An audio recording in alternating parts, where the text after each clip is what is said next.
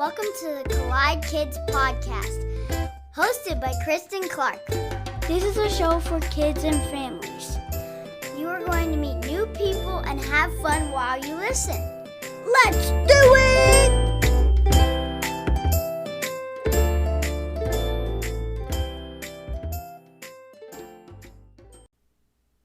Hey y'all, welcome to the Collide Kids podcast. I'm your host, Christen Clark.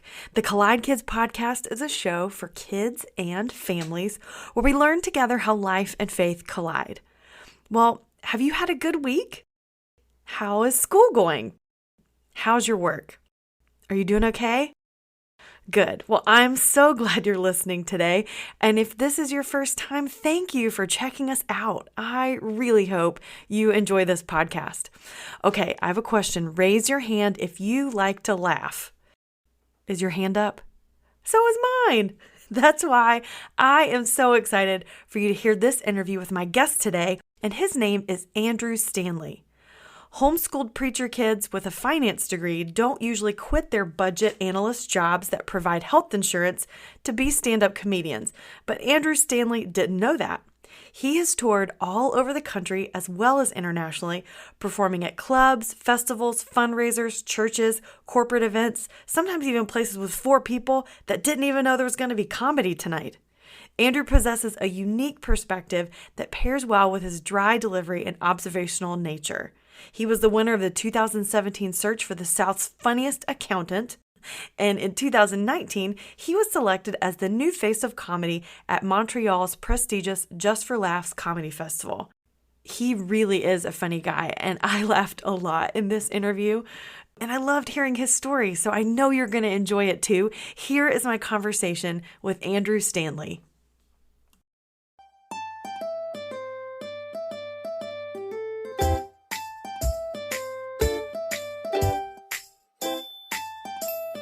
Andrew Stanley, thank you so much for being a part of the podcast today.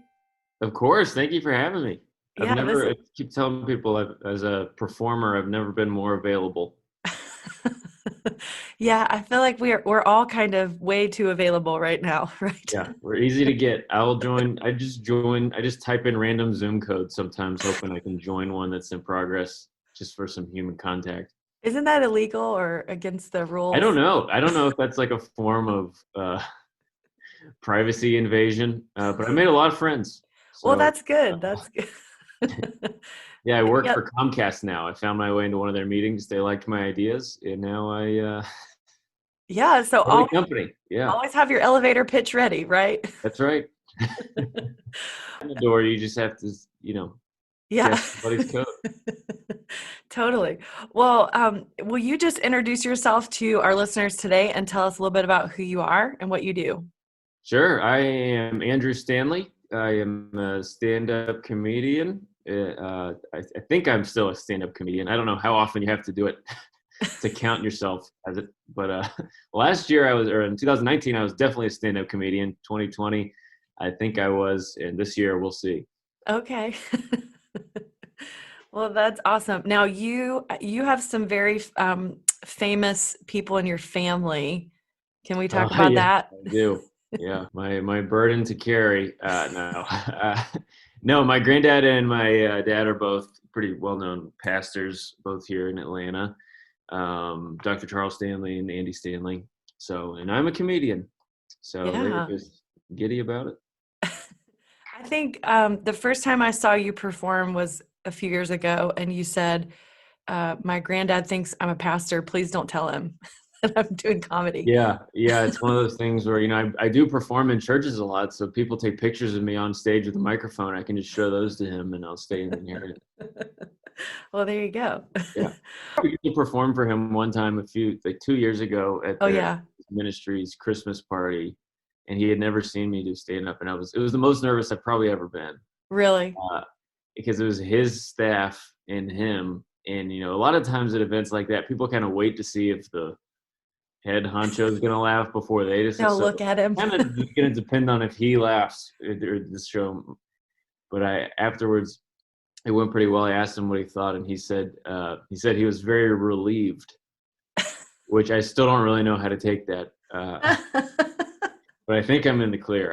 It's hard to tell. Okay. Like he thought you were going to I be think he was worried. inappropriate or? Well, I told him I've been going to comedy clubs, every night for the last 2 years, and I think he was worried I was going to be like what he thought of as a comedy club comedian.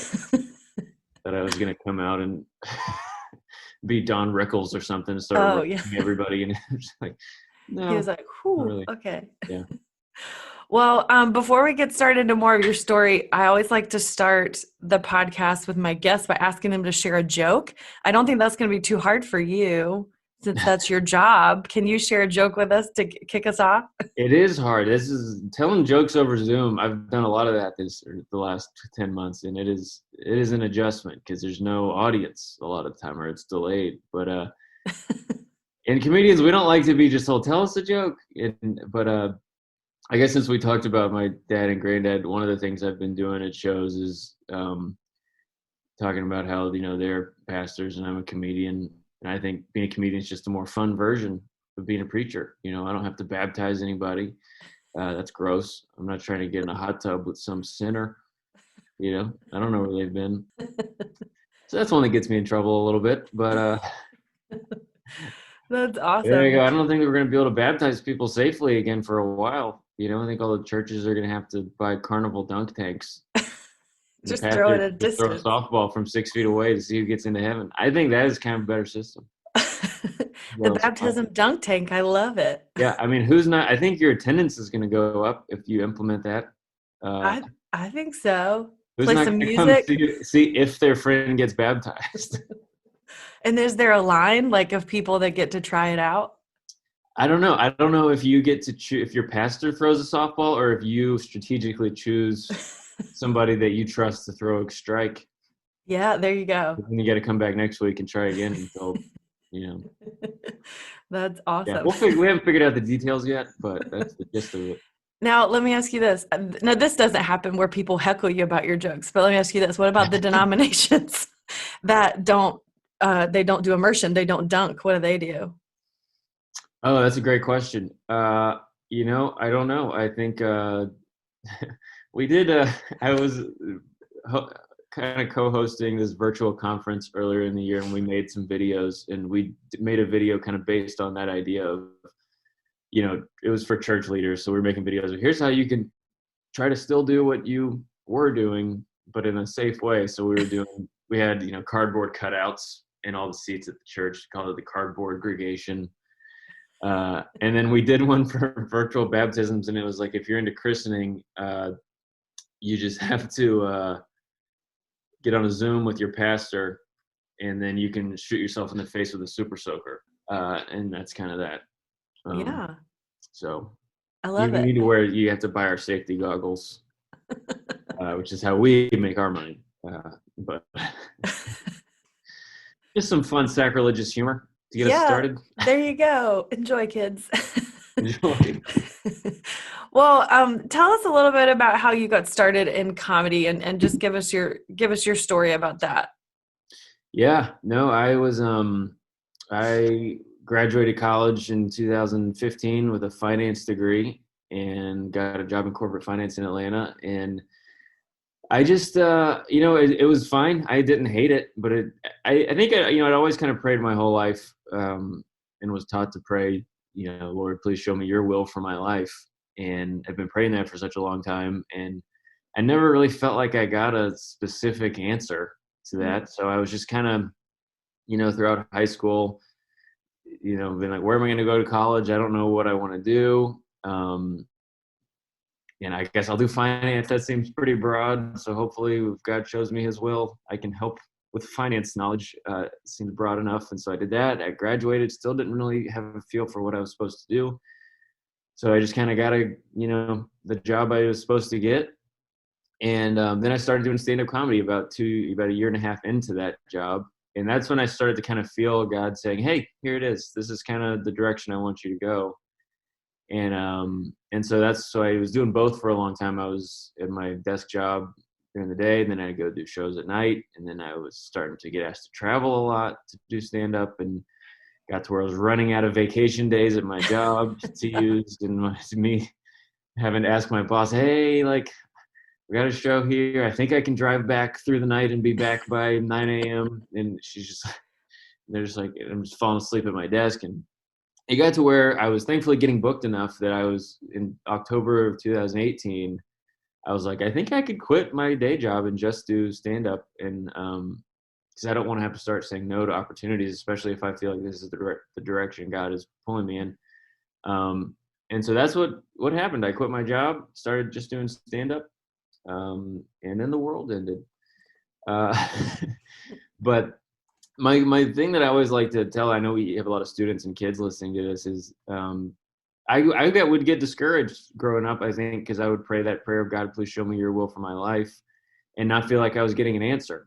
And it took until I was 26 years old to even feel like I was getting any of that answer. So I always like to encourage students, and I guess anybody, just to not give up on that prayer, because if you pray it long enough, God will answer it. Yeah, that's so true. And I think a lot of kids struggle with that, like trying to figure out. I think it's a little bit unfair that we start telling kids when they're little, what do you want to be when you grow up? I don't know. Yeah. What, or even in college. I still think it's unfair in college. We have to like, Well, what do you want to do with your life? I don't know. 17 years old, and they're like, all right, choose your direction. And you're just like, my brain's not going to be done developing for like 8 more years. I don't even know. Yeah, it's a lot of pressure for sure. But I think that's good, like you said, just to not give up on that question. That's important. And I think even if you feel like I've had to remind myself lately, especially this past year, of like, oh, just because I feel like he's given me part of it doesn't mean I need to stop praying that. To assume that he's done telling you what he wants from you Absolutely is not, the way to go. So I'm always trying to constantly keep that in my prayers, even though I feel like I'm doing what I'm supposed to do. You look at anybody's career and they had a lot of change, and God's will for me right now might be this, and then down the road it might be something that this leads towards. So absolutely, that's so true. So were you like a funny kid growing up? Like, did you make jokes all the time with your family and at school? I think I was funny to like my close friends and maybe my family, but I've always been a huge introvert. So I was never the class clown. I was never the person that was, standing up on my desk asking for attention and all that. And I never was into public speaking at all. I was not interested in any of that. If I had like a group project at school, I would be the one that's like, I'll do extra work if you guys present it, because I don't want to stand up there. And it really wasn't until I kind of got interested in stand-up that I was interested at all in being in front of people, or even worried about impressing a big group of people. As long as my close friends laughed, that was kind of good enough for me until I started doing stand-up. That's cool. And so in college, you just decided to try it out? Like, what happened? How did you fall into that?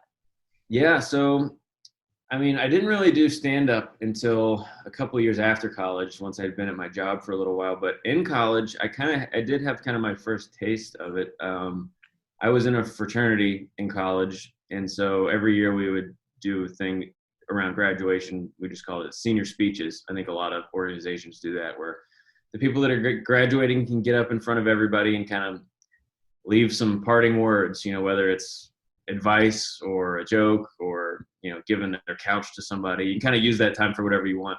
Yeah. So I decided to write just a funny one, and just write, some funny superlatives for everybody that's graduating. So, most likely to least likely to, and all very inside jokes that, wouldn't even make sense if anyone else was there. But it was perfect for that audience, because I'm talking about people everybody there knows, and everybody inside jokes. And it went, 10 out of 10, great. And I remember standing over there feeling what that was like and being like, oh, that was something. And I think that kind of gave me an itch that I, didn't know how to scratch. And then when I eventually found stand-up, it was kind of like, oh yeah, this is what that was. Yeah. But I was so afraid of public speaking. Even after that, I was not like, I guess I'll start doing this. It was more like, well, that was fun. And then I was just maybe interested in like doing some comedy writing or something. But even after that, I wasn't like, let's get me on some more stages. Yeah.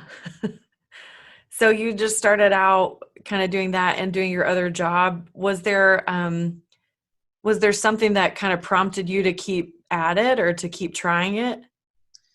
Stand up is so intimidating when you're new because you're pretty much limited to just going to open mics where you're signing up and you're going to be one of 18 people that are all doing their 5 minutes, and some of them are really good. But fortunately, some of them are also really bad. So it gave me a lot of confidence to go up there when I went and watched one and was like, oh, I would not be the worst one here. So even if it goes bad, which it does, I mean, for the first while, it's just like anything. You're just not going to be great at it unless you're Dave Chappelle or one of these people that just picked it up at 15 and then just was great forever. Unless you're one of those guys, I mean, it's just one of those things where you're just never going to be good at it when you start. You have to really want to do it.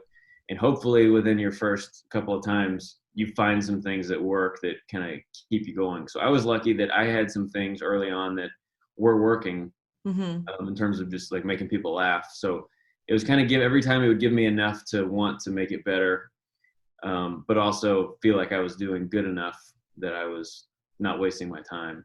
And also it's one of the best parts of doing stand-up is that you're just hanging out with comedians all the time.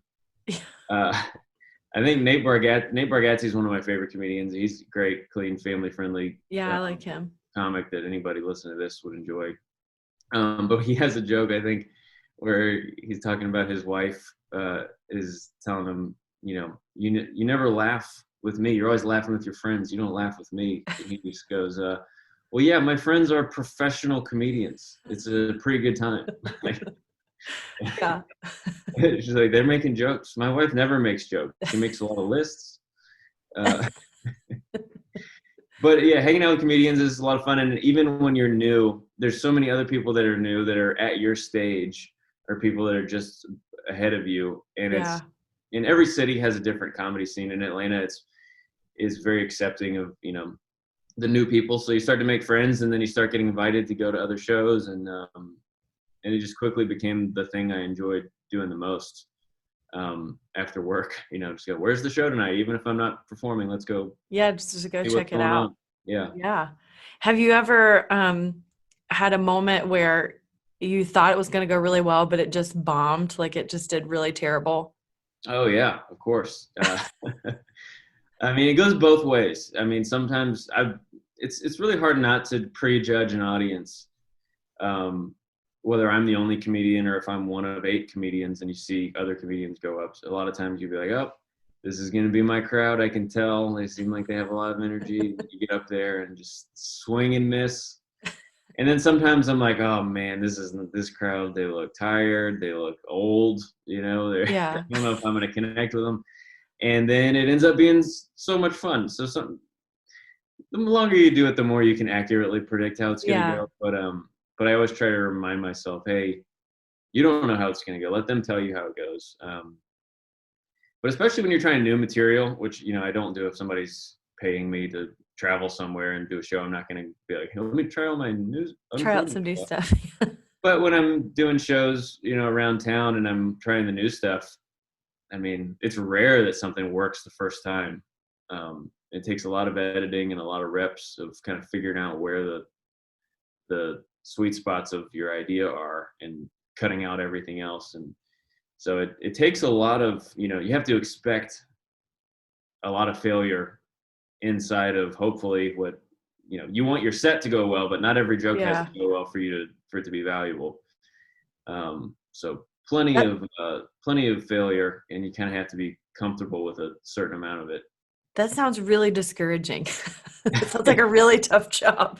You have to be ready to. But on the other side of it, there's no better feeling in the world than making a room full of people erupt at something you thought of. Is a room full of people that didn't know who I was, never met me, didn't care. People that just said, oh, I hope whoever's here tonight makes me laugh. And you can make a room full of strangers laugh at something you thought of. The rush of that feeling totally outweighs the shame of failing every now and then.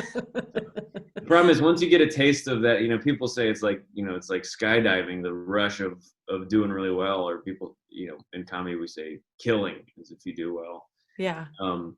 The rush of that is enough to make you, one really good set can push you forward 6 more months. Yeah. Well, that's awesome. That sounds like you need a lot of patience. How do you maintain that patience? How do you remain patient during that? Well, in 2019, I would say, thankfully, it didn't require its patience because there were so many shows I could get on stage every night. And if the show goes bad, I'm like, well, I can get up tomorrow night and hopefully fix this. Or if I just need to feel good, I can just go do a bunch of jokes that I know work and and heal myself. So that was really nice because, comedians and performers in general, I think a lot of times are guilty of kind of just your mood is always however your last performance went. So if it went really well, then I'm great until I have a bad one, or if it goes bad, I'm kind of in a funk until I have a good one. And so it's nice when you have shows every night, you kind of feel like you're living at where you're supposed to be. But this past year, it might be, 3 weeks or a month. And I mean, for a while there, it was really like 3 months where I didn't have anything. And it takes a lot of patience because you think of new joke ideas and you don't have anywhere to try them, or you just, for most of us, we were addicted to going up on stage every night and doing what we do. And then all of a sudden you don't have that anymore. And you're like, well, how am I going to fill my time? Yeah. So this past year especially took a lot of patience, just from not being able to work as much as I wanted. And I think most performers would agree with that. Mm-hmm. Yeah. What do you think it is about your faith in God that can apply to your job? Like, does that play into what you do? I mean, not just content, like what you talk about, but how does your faith in God play into what you do? Yeah. I mean, it plays into it a lot. I mean, I've always tried to be really intentional about performing in comedy clubs and Christian environments, and also being at churches and performing at churches and doing lots of, volunteer appreciation nights and things like that. And I really feel like they both help the other. Performing in, it's kind of a funny thing to say, but it's true, is when I'm at the comedy club, I'm usually on the cleaner side of things, and people kind of look at me as the cleaner comedian. And then I go perform those jokes in church and I'm like the edgy guy with the same jokes. Same jokes. So I think it's really broadened my perspective on the world. I grew up pretty sheltered, I think, in terms of, being homeschooled preacher's kid, but also just in the areas I've spent my time. I grew up in the very white Christian suburbs of Atlanta, and then I went to college in Auburn, Alabama, and all my friends were, white Christians. And, it wasn't like I was avoiding other types of people, but that's just where I gravitated towards. And when I started doing stand-up, I started being around all kinds of people that believe all different things than me. And it helps my faith, I think, to not just be surrounded by people that are exactly like me and believe exactly the same things as me.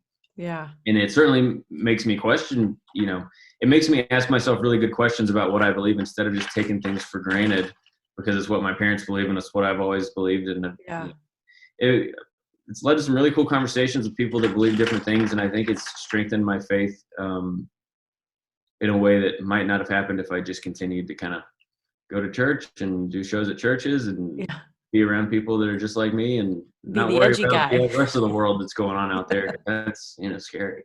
Yeah. So I don't know. I think in some ways it's been challenging to my faith because I meet people that believe different things than me and they're really smart, but also it strengthens it in that I get to see, what not being in the church can lead to, and just kind of broader perspective, which I think is really helpful for everybody. Absolutely. I think that's definitely true. So what is it about, what's your favorite part of being a comedian? Like, what do you love the most? We'll be right back after this. Raising kids in the digital age isn't easy, but Bark Technology makes products that help parents keep their kids safe online and in real life. They have an app, a phone, and a home device that lets families set parental controls on their internet-connected devices. I love the app because it helps us manage screen time and blocks websites and apps we want our kids to avoid.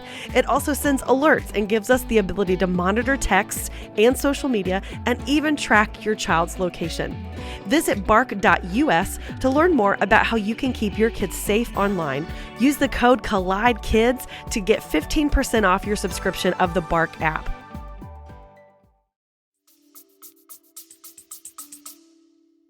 Man, I love so much about it. For one, having worked in the corporate world for a while, and now not. I love the freedom that, just being a comedian and getting to kind of create my own schedule is, and kind of, instead of getting paid the same amount every month, the harder I work, the better it'll go. And I could have a terrible month and I could have a great month. And it's kind of just, all the success or lack of success feels earned. And I like that. I like kind of the accountability of, if I'm doing good, I'm going to do well. And if not, then I won't. And it's very, feels like I'm in control of my destiny, at least until a big virus destroys the industry I work in. And then like we talked about before, the feeling of being on stage and making a room full of strangers laugh at something I thought of is the best feeling in the world. It's just, there's something really special about it, and it's addicting, and I have to always make sure I'm doing it for the right reasons, and it's not a glory thing, but it is amazing. And I understand why people do stand up for their whole lives, whether they earn a living from it or not. I mean, I have friends that have made so much money doing stand-up comedy, and they're my parents' age, and they could quit and be fine, and they don't need to still be writing jokes. And when I see them sitting at their notebook trying to figure out if this word works better or that word works better, that's pretty cool, because I can see that the career that I have, people don't retire because they want to keep doing it. And then I also know people that have not made very much money doing comedy at all, but they love it, and they love comedy for the same reasons I do, and they're still going to do it. And they probably know I'm never going to be able to make this my career. Yeah. But it's worth it to keep doing it because it's so much fun. And, that's why when you start doing stand-up, you're willing to do it for chicken fingers. You're willing to drive 2 hours, and, maybe they'll give you $10 and a meal, but you're going because you love doing it. And to have a job where you can see people at all stages of it, just doing it because they enjoy it, is really encouraging to me. Because in my corporate finance job, that certainly was not the case. It was not a bunch of people that, I could have retired 5 years ago, but I just love it here so much that they'll come in at 7 a.m. every day. So I think kind of seeing the difference between those career paths makes me appreciate stand-up even more. Yeah, for sure. Well, tell us about writing. Like, where do you get your material? How does that come up? Like, where do you find jokes? Yeah, I think it's changed for me over time, and I think that everybody's kind of process is different. I think, the advice I give people, I have to remind myself to take, but I think that people that want to be able to write anything, probably, you have to really identify where you are creative in, whether that's what time of day, what room you're in, or, I need coffee, or, I think that your best creative self is so elusive that you have to be really intentional about putting yourself in the spot where you create the best. Gary Goldman is a great comedian, and last year, every day for the whole year, he was tweeting a tip for stand-up comedians. It's just something he decided to do. And one of them I remember was, if you're in your creative zone, cancel stuff. Do not leave it, because it's so elusive that if you are in it and you had a lunch appointment, cancel the lunch appointment, because you need to give your creative self priority, because this is your job. Wow. So I am always trying to figure out what my best, place of writing is, whether it's sitting on the back porch with coffee or trying to shut myself at my desk for, a long time, and hopefully something comes out. But and that's what I've had to do more this year. But last year, being on stage so much, if you're on stage, 8 times a week, you're going to find stuff on stage. And a lot of times it's kind of finding things on stage and then sitting back down afterwards and listening to the recording and trying to add stuff, trying it a little different the next night. And over time, you feel like you kind of wrote a new thing, but you never really sat down and wrote. But if you're talking so much, you just kind of, it kind of just seeps in. Yeah. I'm kind of saying, I don't really know what I should do. But so all that to say, I have no idea. Yeah, so I don't really know, but that's a lot of the advice. Does your family or friends ever get nervous that you're going to like use them as material or talk about them on stage? Yeah, I don't know. They have not said anything. I certainly do use them all the time. I think I've used everybody in my immediate family. And if it's anything that I think they might have a problem with, I would ask them. I think the rule in stand-up is kind of, if you're going to talk about somebody, ideally you should be able to tell that joke with them in the room. If you wouldn't tell it if they were in the room, then you probably shouldn't tell it at all. So that's kind of the rule I try to operate by, and I don't think I've ever had to not tell a joke because one of my family members is there. But yeah, I think it's a delicate thing, and thankfully, my stand-up is not too wild, so anything I say about them is not going to be the crazy. But yeah. I want to value your relationships over your act, probably. Oh, sure. Well, and you've been doing this long enough for them to know that you're probably going to talk about them at some point. Yeah. People hear me talking about my mom enough that they're like, does he have a weird thing? He talks about his mom a lot. I have a bit where I talk about, and instead of sending her to an expensive nursing home one day, I'm just going to frame her for a crime. Let the taxpayer take care of it. Does she go to jail? Yeah, she goes to jail, and I think she'll do great. She'll be fine in prison. She loves working out. It's not that different from a nursing home, I don't think. They get fun roommate. Food's bad. When you get to a certain age, you probably can't even you don't even really know. It's kind of just like, I guess this is my nursing home. Yeah, that's pretty. Yes, I don't know why she has a problem with that one. That's weird. That's weird. So weird that bothers her. I don't know. Well, this has been awesome. Thank you so much for doing this. I always like to ask my guests before we close out to share with us a memory from when they were a kid. So can you share a memory? Oh, sure. Yeah. This is something I was talking with my family. My mom has recently been going back through all of her journals from when we were kids and has been texting us funny stories that none of us really remembered. But I remember my brother and we were little. We were riding in the back seat. My dad was driving, and my brother asked my dad. He goes, "Dad, does the devil put boogers in our nose?" And my dad said, "No, Garrett, he does not. The devil doesn't put boogers in your nose." And I said, "Well, does God?" And he said, "Well, I guess he does." Deep theological questions. So that was my deep. Even at that time, I was like, "Well, then if he doesn't, then the bad guy doesn't put him in there. Then it must be the good guy." It's one or two, yeah. So, the memories like that are always fun. It's always weird to hear stories about yourself as a kid. Yeah. But I do remember that now, though. That sometimes if my mom will be like, "You remember that?" I'll be like, "Oh yeah, I guess I do remember that." Yeah. We had a lot of home videos growing up. And so recently my brother just got married. And so we forced his fiance to sit down and watch endless hours of these home videos. And we're talking about all this stuff. And yeah, it brings up a lot of things that you totally forgot about. It's funny that we all are innocent, asking crazy, but actually kind of good questions. And it's just, no matter, everybody you've ever met was that. So true. So there's a story like these for anybody you can think of. Samuel L. Jackson as a kid, he was asking about boogers probably. He probably was, I'm sure. I don't know him personally, but I'll assume that as well. Well, thank you so much for being on the show today. This was a lot of fun. Absolutely. Thank you for having me. It's a lot of fun. Thanks to everybody listening.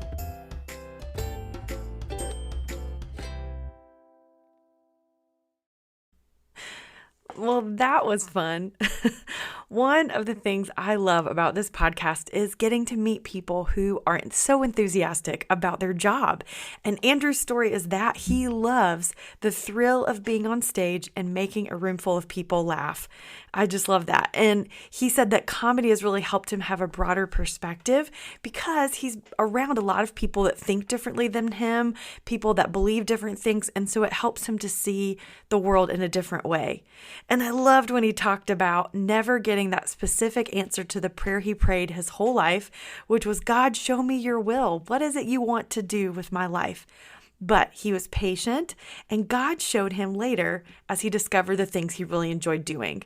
So don't give up on that prayer. If that's a prayer that you're praying, if you're trying to figure out what you want to do with your life, or you want to know what God's will is for you, don't give up on that prayer. Like he said, just keep doing it because God really will answer that. I just love that. That's a good word of advice. Well, now it's time for the kids only segment. This is the part of the show where you get to be on the podcast. So here is my friend, Noah Walker. I'm reading a book about anti-gravity, and I can't seem to put this book down. I get it. It's funny because it's anti-gravity. Get it? Well, thank you, Noah. Hey, if you would like to be on the podcast, I would love to hear from you as well. If you want to give us your favorite Bible verse, or maybe an encouraging quote, or a great joke that you want to share, or maybe you have a question for me or one of my guests, just have a grown-up help you go to my podcast website. It's anchor.fm/collidekidspod. And on that page, there's a place for you to leave me a message. If you need more information, you can find all of this on my social media pages. I'm on Facebook at the Collide Kids Podcast or on Instagram at Collide Kids Pod. Hey, if you're enjoying this podcast, will you share it with your friends and family? It would mean so much to me. And don't forget to subscribe to this podcast so that new episodes will automatically load each week into whatever podcast app you're using. And give us a rating and a review on your podcast app. That actually helps other people find out about the show so they can listen too. Well, I hope you have had some good laughs today and really enjoyed today's episode. And I hope you're encouraged to be patient and to keep trusting that God is going to show you what to do next. Well, in case no one has told you today, let me be the first to remind you, God loves you so much. Thanks for listening.